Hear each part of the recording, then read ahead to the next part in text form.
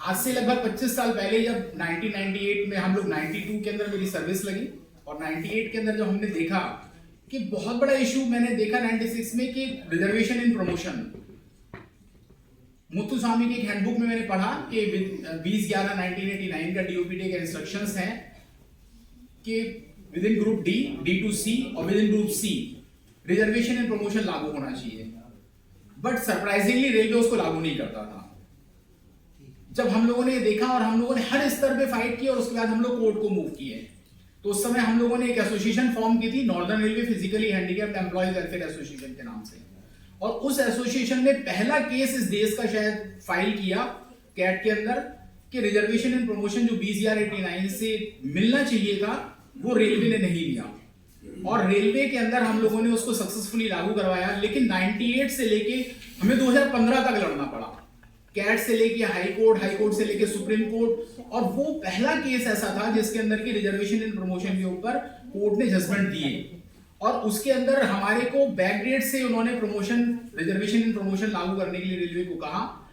और उसमें बहुत सारी टेक्निकलिटीज हैं कि रेलवे ने उसमें भी बड़ी चालाकी से काम किया कि नॉर्दर्न रेलवे को इंप्लीमेंट कर दिया। जैसे सर को मालूम होगा कि इंडियन रेलवे खुद अपने आप में एक बहुत बड़ी ऑर्गेनाइजेशन है जो 16 जोनल रेलवे में डिस्ट्रीब्यूटेड है और 9 प्रोडक्शन यूनिट है हमारी। और आज भी उन्होंने केवल एक जोनल रेलवे में 20/11/1989 से लागू किया हुआ है।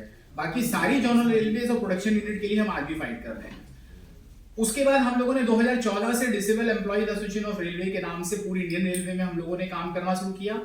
और बहुत सारी ऐसे चैलेंजेस थे जिनको हम लगातार फाइट कर रहे हैं और अभी भी हैं। जैसे मैं एक आइडेंटिफिकेशन ऑफ जॉब से शुरू करूंगा, स्पेशली जब जॉब की बात मैं कर रहा हूं। आइडेंटिफिकेशन ऑफ जॉब का क्या मतलब है कि ऐसे पदों की चिन्हित किया जाएगा, ऐसे पदों को आइडेंटिफाई किया जाएगा जिन पे डिफरेंट टाइप के डिसेबिलिटी के लोग काम कर सकें। भारत सरकार ने जो हमारा एक्ट था 1995 पीडब्ल्यूडी एक्ट 1995 उसके सेक्शन 32 में और आरपीडब्ल्यूडी एक्ट सेक्शन 2016 के सेक्शन 33 के अंदर कहा है कि एवरी 3 ईयर गवर्नमेंट एस्टेब्लिश करेगी। तो वहीं पर ये प्रश्न वहां पर खड़ा किया हम लोगों ने कि आपने जो कमेटी फॉर्म करनी शुरू करी है उस कमेटी के अंदर जिन लोगों को बैठाया जाता है, मेरा प्रश्न वहीं पे है और आप सब लोगों के सामने है ये, उसको कोई अदरवाइज किसी तरह से ना ले कि जिन लोगों को उनके अंदर बैठाया जाता है क्या उन लोगों ने कभी गवर्नमेंट ऑफिसेस को देखा भी है कि वहां किस किस तरह की पोस्टें हैं। स्पेशली अगर मैं बात करूं रेलवे की, जहां हजारों तरह की पोस्टें हैं और होता क्या है कि वहां पर जो लोग हैं वो बहुत विद्वान हैं। मैं उनमें से किसी की इंटेलिजेंसी पे या उन्होंने जो डिसेबिलिटी सेक्टर में काम किया है या उनकी जो विद्वता है उसके ऊपर प्रश्न चिन्ह नहीं लगा। लेकिन जैसे कहा जाता है कि एक व्यक्ति हर काम में परफेक्ट नहीं होता, सिमिलरली आइडेंटिफिकेशन ऑफ जॉब जो है वो बहुत डेप्थ स्टडी का काम है, जिसके अंदर अगर मान लीजिए जो उस डिपार्टमेंट का आदमी है और हम लोगों ने लगातार रेलवे सहित मिनिस्ट्री ऑफ डीईपीडब्ल्यूडी को भी इस बारे में बार बार जहां भी उन लोगों को मौका मिला हमने इस बात को उठाया कि आप मिनिस्ट्री ऑफ सोशल जस्टिस यानी डीईपीडब्ल्यू के माध्यम से जो रिजर्वेशन आप आइडेंटिफाई कराते हैं उसके बाद हर मिनिस्ट्री को कह देते हैं कि आप आइडेंटिफाई करिए, लेकिन कोई मिनिस्ट्री आइडेंटिफाई नहीं करती पोस्टें अपनी, वो उसी को चलाती रहती है जबरदस्ती। लेकिन हम लोगों ने बार बार प्रपोज किया कि जब ये कमेटी फॉर्म की जाती है तो इसमें एम्प्लॉय विद डिसेबिलिटी को शामिल किया जाए।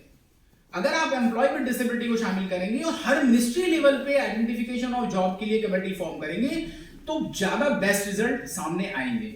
लेकिन वो इशू अभी तक हम लोगों का सॉल्व नहीं हुआ है और जो मुझे लगता है हम लोगों को कि बहुत ज्यादा सिग्निफिकेंट है।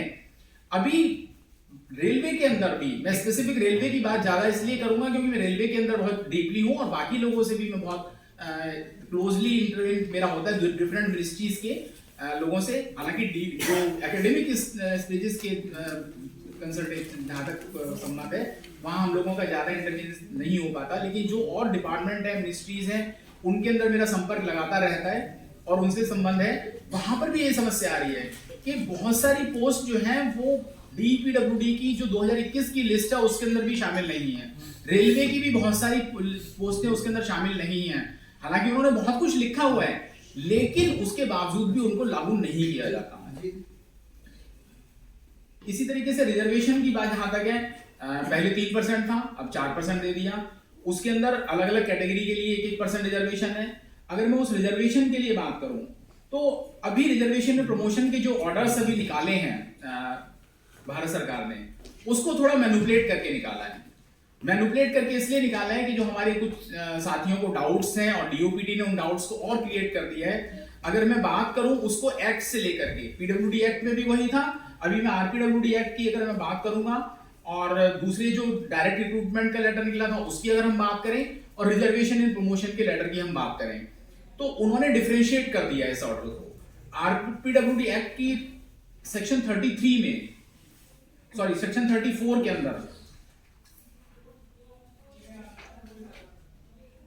उसमें लिखा है every appropriate government shall appoint in every government establishment not less than 4% of total number of vacancies in the cadre strength in each group of post meant to be filled with person with benchmark disability, of which 1% shall reserve for person with benchmark disability, clauses A, B, C, and 1% for person with benchmark disability under clause D and E. यानी चार तरह की category में उन्होंने divide कर दिया, A, B, C और D और E। चारों को उन्होंने कहा 1-1% रिजर्वेशन देना है। किसी को प्रेफरेंस की बात नहीं कही। ये नहीं कहा कि इस डिसेबिलिटी को पहले देना है, इस डिसेबिलिटी को बाद में देना है, इसको डिसेबिलिटी को बाद में देना है, कहीं नहीं कहा गया ये उन्होंने। इसी प्रकार से डीओपीटी का जो 2018 का लेटर है जो डायरेक्ट रिक्रूटमेंट से रिलेटेड है, उसके अंदर भी सिमिलर लैंग्वेज यूज की गई है। लेकिन बहुत इंटरेस्टिंगली जानबूझ करके, क्योंकि रिजर्वेशन प्रमोशन की लड़ाई बहुत लंबी लड़ी गई, जो मैंने बताया आप लोगों को कि हम लोगों ने स्टार्ट किया और उसके बाद उसमें राजीव कुमार गुप्ता का केस, सिद्धाराजू का केस, कॉलेज से बहुत अच्छी चीजों से सारी चीजों को जानते हैं। उन सारे स्ट्रगल के बाद ग्रुप ए और बी में रिजर्वेशन इन प्रमोशन को लागू करने की बात मानी, और उसमें भी बहुत सारे डिस्प्यूट्स अभी हैं।